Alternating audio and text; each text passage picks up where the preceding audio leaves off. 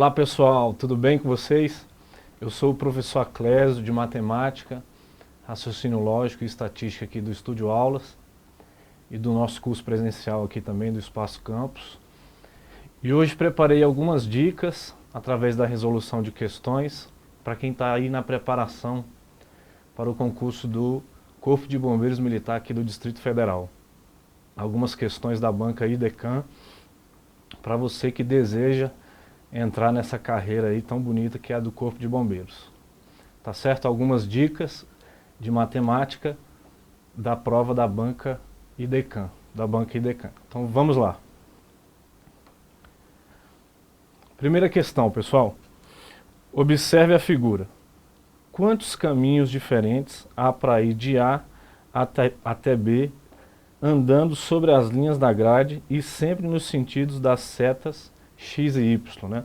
No sentido das setas X e Y, ou seja, na horizontal e na vertical. Então ele quer saber de quantas formas diferentes a gente pode sair do ponto A e chegar ao ponto B sobre a grade, sobre o sentido das setas X e Y. Então eu vou traçar aqui um caminho para exemplificar o que a gente tem que fazer, né?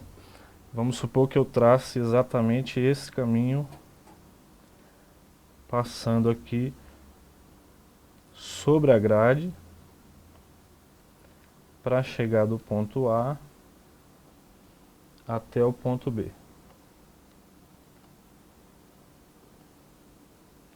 Então um exemplo seria esse. Para sair do ponto A até o ponto B, eu poderia traçar esse caminho. Vamos traçar aqui um outro caminho, com uma outra cor, para sair também do ponto A e chegar no ponto B, poderia ser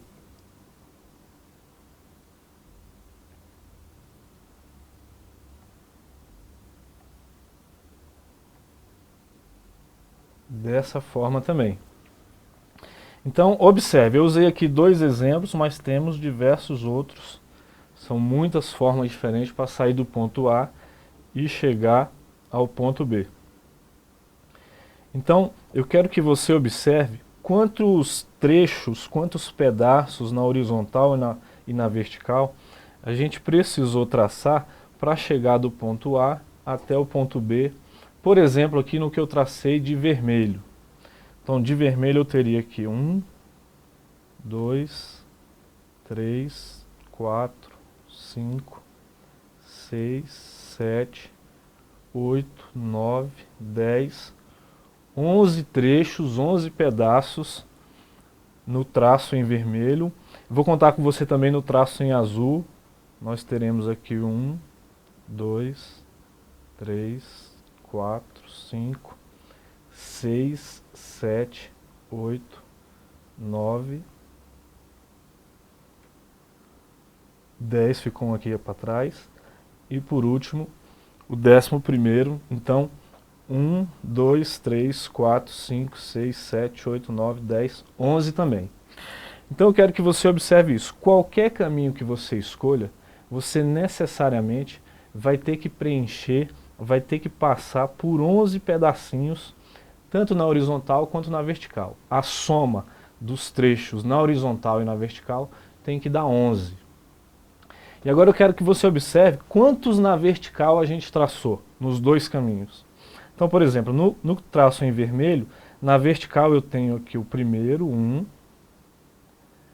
2, o segundo, 3 e 4 aqui na vertical, no traço em vermelho. Agora no traço em azul, vamos contar os da vertical também. Então eu tenho 1, 2, 3 e 4 aqui na vertical. Então, tanto no azul quanto no vermelho, eu tenho 4 na vertical.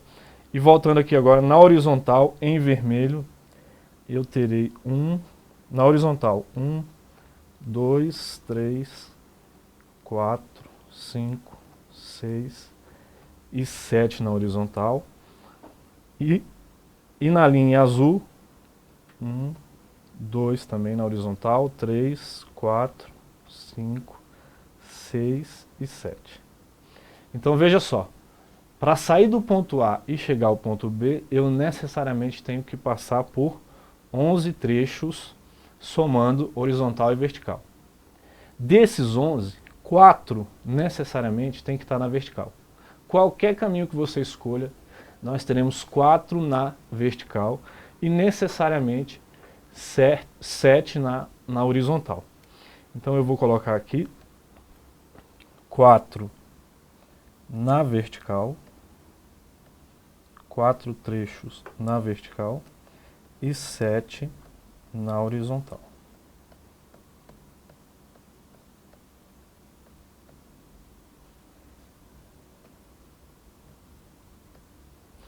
Quatro na vertical e 7 na horizontal. Então, eu quero que você entenda que o que diferencia um caminho do outro é apenas a posição do trecho na horizontal ou da vertical. Se eu mudar um trecho da horizontal com um da vertical, por exemplo, eu teria um caminho diferente. Então, na verdade, esse é um problema de análise combinatória, e para chegar no resultado final, o que a gente tem que fazer é permutar esses 11 elementos. O total aqui, 11 trechos, 11 elementos. Vai ser uma permutação de 11 elementos, com 4 na vertical e 7 na horizontal. E como você pode observar, os trechos na vertical e na horizontal se repetem. Então são 11 trechos, repetindo 4 na vertical e 7 na horizontal. É uma permutação com repetição de 11 elementos. Vamos relembrar como é que a gente permuta com repetição? Você vai montar uma fração. No numerador vem o fatorial do total de elementos, fatorial do total, e no denominador o fatorial das repetições.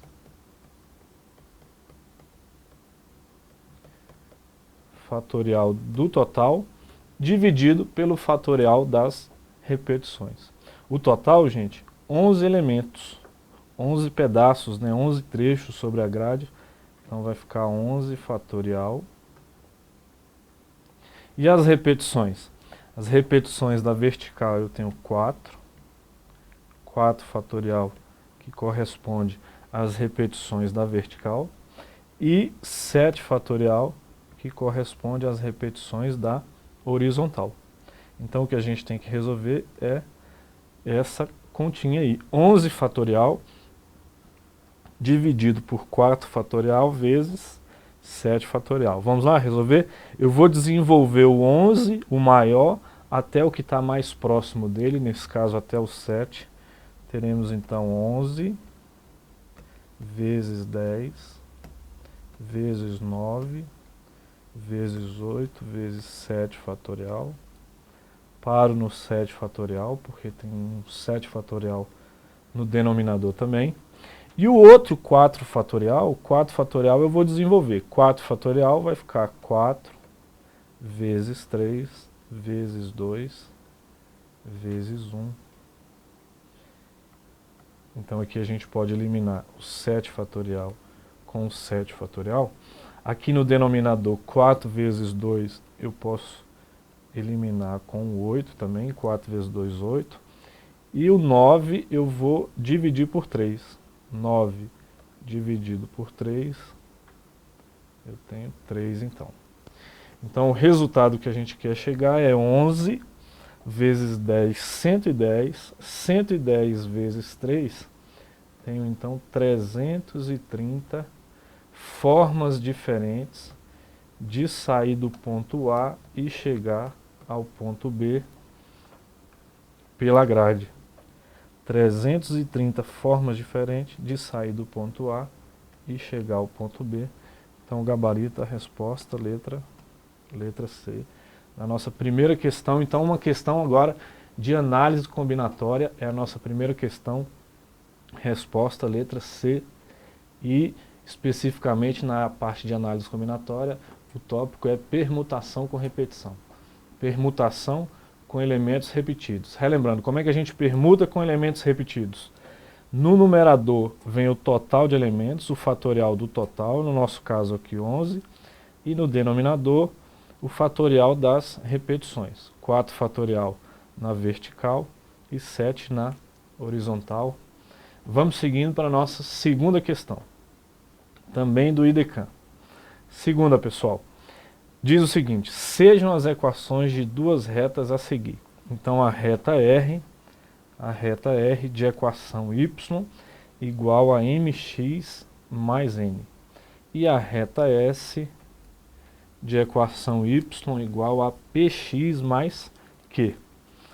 Existem algumas formas de você representar uma reta. A que está usada aqui na questão da banca IDECAM é a forma reduzida da equação da reta. É a forma em que você isola o y e mantém o restante tudo do outro lado do sinal de igual. Então a equação reduzida da reta tem o y isolado antes da igualdade. E na equação da reta a gente pode identificar dois coeficientes. Um coeficiente independente de x, que no caso aqui da reta R é o n, e da reta S é o q. E um coeficiente que acompanha o x. Na reta R o m e na reta S o p. O que significa cada um desses coeficientes no gráfico, no gráfico da reta? O coeficiente linear, ele é o ponto de interseção da reta com o eixo das ordenadas, com o eixo y, Se a gente fosse representar aqui rapidamente o eixo x e o eixo y, o ponto de interseção da reta com o eixo y é o coeficiente linear, nesse caso o n ou o q. E o outro coeficiente, o que acompanha o x, nós chamamos de coeficiente angular. E o que é o coeficiente angular? O coeficiente angular, ele representa a inclinação da reta, se uma reta está mais ou menos inclinada. Então, no enunciado ele diz, sendo essas retas paralelas. Se as retas são paralelas, isso significa que elas têm a mesma inclinação, ou seja, o mesmo coeficiente angular. Então, para que as retas sejam paralelas, os coeficientes angulares devem ser os mesmos. Então, nesse caso, o m deve ser igual ao p. O m é igual ao p, e essa é a nossa resposta. M igual a p, nesse caso, letra A é o gabarito. Então, relembrando, pessoal, quando é que duas retas são paralelas? Quando possuem o mesmo coeficiente angular. Para que elas sejam paralelas, os coeficientes angulares devem ser iguais. Na nossa questão aqui, o m, que é o coeficiente angular da primeira, tem que ser igual ao p, que é o coeficiente angular da segunda reta. Então, o gabarito da questão, m igual a p, letra A é a resposta. Tá certo? Vamos seguindo para a nossa terceira questão. Uma questão agora de geometria plana. O enunciado diz: considere o seguinte hexágono regular, onde foi traçado um segmento de comprimento D, em seu interior. Sabendo que a área desse hexágono é de 216 raiz de 3 centímetros quadrados, é correto afirmar que o valor de D é igual... Na verdade, o D é uma das diagonais desse hexágono. Eu quero encontrar, então, o valor de D. O que você tem que lembrar nessa questão aqui, pessoal, para resolvê-lo? O hexágono regular é um polígono que tem os 6 lados iguais. Então, as 6 medidas aqui, têm o mesmo valor. E o que a gente tem que fazer para encontrar a área desse hexágono? Nós vamos dividir o hexágono em triângulos equiláteros.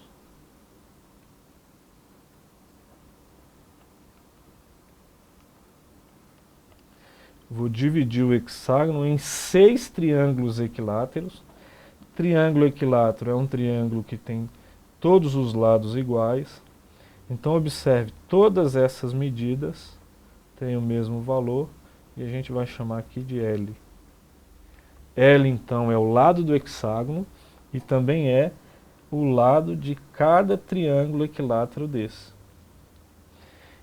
Então, na verdade, a área do hexágono vai ser a área de 6 triângulos equiláteros. Vamos avançando para resolver. A área de um triângulo equilátero, a área do triângulo equilátero, ela é L ao quadrado raiz de 3 sobre 4.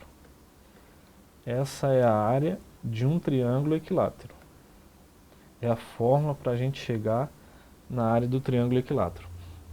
Mas no nosso caso aqui, nós não temos só um triângulo equilátero. Temos 6 triângulos equiláteros.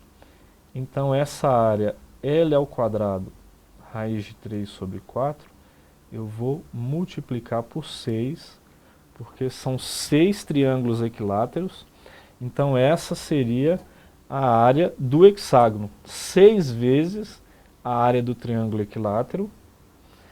E voltando, vamos relembrar que ele fala que a área desse hexágono ela é 216 raiz de 3 centímetros quadrados. É a área de todo o hexágono. Ou seja, a área dos 6 triângulos equiláteros tem que ser igual a 216 raiz de 3. 216 raiz de 3. Dessa maneira é possível a gente encontrar o valor do lado do triângulo equilátero. Vamos resolver então. Aqui a gente pode eliminar o raiz de 3 com raiz de 3. O 4, pessoal, que está dividindo, eu vou passar multiplicando. E o 6 que está multiplicando, eu vou passar dividindo. Então o lado do triângulo equilátero ao quadrado vai ser 216 vezes 4 dividido por 6. 216 vezes 4 dividido por 6. 216 dividido por 6, isso vai dar 36. 36. Então, o lado do triângulo ao quadrado vai ser 36 vezes 4. 36 vezes 4 é 144. Então, o lado do triângulo vai ser a raiz quadrada de 144, que é 12. 12, então, é o lado de cada lado, é o lado do triângulo equilátero, é o lado de cada triângulo equilátero que coincide com o lado do hexágono. Aqui também vale L, é o lado do triângulo equilátero. Essa medida também vale L, é o lado de outro triângulo. E o que a gente quer é o D. O D é toda essa diagonal do hexágono. Então o D é o dobro de L, né? Para a gente encontrar o D, eu vou somar aí 12 mais 12, 24 centímetros. É a medida que a gente deseja. Voltando para a gente ver o gabarito. Gabarito, então, da questão letra C, 24 centímetros. E você deve lembrar a área do triângulo equilátero. A área do triângulo equilátero é L ao quadrado, raiz de 3 sobre 4. E a área do hexágono vai ser 6 vezes a área de um triângulo equilátero. Então, 6L ao quadrado, raiz de 3 sobre 4. Tá certo? Vamos seguindo para a próxima questão. Uma questão agora de geometria analítica. Diz assim o enunciado. Uma criança e seu pai brincam na praia de marcar território. Eles pegam 3 estacas e as cravam na areia. O pai resolve indicar coordenadas cartesianas dadas em metro, dos pontos onde as estacas foram colocadas conforme mostrado a seguir. Então a gente tem aqui 3 estacas, uma em cada um desses pontos e as respectivas coordenadas de cada um desses pontos. Aqui eu tenho o ponto 0, 0, o seguinte é o ponto 1, 4 e o terceiro o ponto 6 e 2. Depois o pai resolve calcular a área delimitada pelo triângulo formado pelos 3 pontos. O valor encontrado em seus cálculos foi de... Então o que a gente precisa é encontrar a área desse triângulo, a área que tem a área do triângulo com vértices nas coordenadas 0, 0, 1, 4 e 6 e 2. Como é que a gente faz para encontrar a área do triângulo através dos seus vértices? E aqui, obviamente, que se você tiver a base e a altura do triângulo, você vai encontrar a área da maneira tradicional, base vezes altura sobre 2. Não é o nosso caso, o que a gente tem são só os vértices. Então nós vamos encontrar a área do triângulo usando apenas seus vértices. Vamos ver como é que a gente faz isso. Primeiro, você vai colocar os 3 vértices aqui, o ponto 0, 0, o ponto 1 e 4 e o ponto 6 e 2. Observe, essas são as coordenadas dos pontos 0, 0, 1 e 4 e 6 e 2. Em seguida, você vai completar uma terceira coluna aqui com o número 1 para fechar uma matriz que tem 3 linhas e 3 colunas. Uma matriz é uma tabela de números e no nosso caso você vai precisar fechar uma matriz com 3 linhas e 3 colunas. Em seguida nós vamos encontrar o determinante dessa matriz. Esse é o primeiro passo. O determinante é uma função que associa uma matriz a um número real. Toda matriz quadrada tem um valor associado a ela e esse valor a gente chama de determinante. No nosso caso, a matriz é de ordem 3. De ordem 3 porque tem 3 linhas e 3 colunas.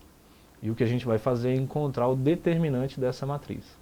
Vamos seguindo. Como é que a gente faz para encontrar o determinante da matriz de ordem 3? Uma das maneiras. Você vai repetir as 2 primeiras colunas aqui ao lado.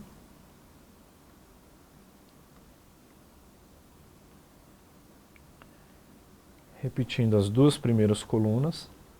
E agora você vai multiplicar os elementos das linhas, das diagonais, ou melhor, das diagonais de 3 elementos. Então, observe as diagonais com 3 elementos. Ó.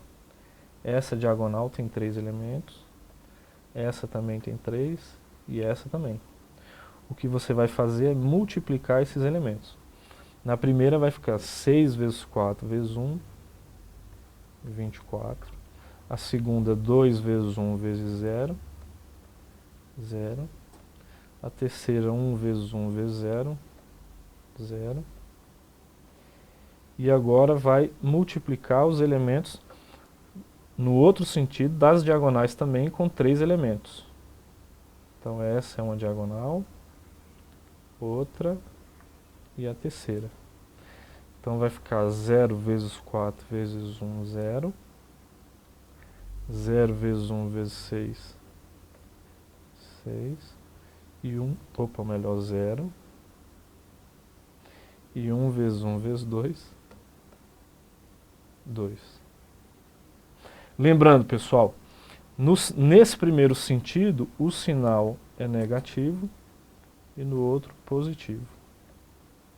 Então a gente tem aqui menos 24 mais 2. Então o determinante dessa matriz é igual a 22, menos 22. Menos 22 é o determinante dessa matriz. Que relação existe entre o determinante e a área do triângulo? A área do triângulo, pessoal, determinado por esses 3 vértices, ela vai ser a metade do módulo do determinante. Então a área vai ser o módulo de menos 22 sobre 2. O módulo de um número negativo é o mesmo número positivo, né? Você vai tomar o valor absoluto desse número. Então eu tenho 22 dividido por 2. Chegamos então em 11 metros quadrados. É a área desse triângulo. Então o gabarito aqui, letra B.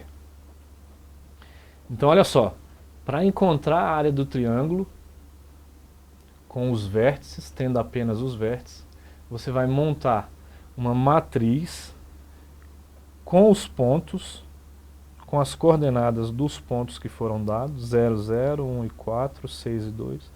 Completa a matriz com uma unidade em cada linha para fechar uma matriz de ordem 3. Depois você vai encontrar o determinante dessa matriz.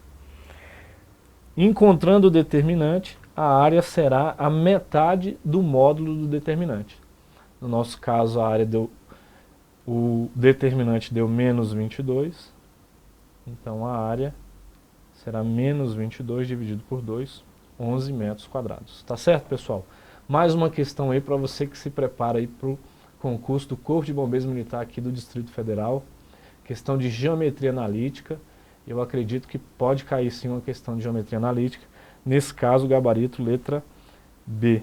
E vamos seguindo para a próxima questão. Uma questão agora de progressão aritmética. O enunciado diz: a soma do primeiro e sétimo termos de uma progressão aritmética é igual a 92. Se a razão dessa progressão é 13, então o terceiro termo dessa sequência é... Vamos relembrar o que é uma progressão aritmética. Uma progressão aritmética é uma sequência numérica, em que cada termo, a partir do segundo termo, é igual à soma do termo antecedente com uma constante que a gente chama de razão. Então, para encontrar os próximos termos em uma progressão aritmética, o que a gente deve fazer é acrescentar a razão. Do primeiro para o segundo termo, então, eu acrescento a razão, do segundo para o terceiro também, e assim por diante. Vamos lá, vamos ver o que ele falou. A questão diz: a soma do primeiro, o primeiro eu vou chamar de A1, primeiro, e o sétimo termo, o A7, ele fala que é igual a 92. A soma do primeiro a gente chama de A1, com o sétimo termo, que é o A7, tem que dar 92. Como é que eu faço para sair do primeiro termo e chegar no sétimo? Olha só, para sair do primeiro termo e chegar no sétimo, eu vou acrescentar a razão 6 vezes. Então, o sétimo termo de uma progressão aritmética, ele é o primeiro termo mais 6 razões.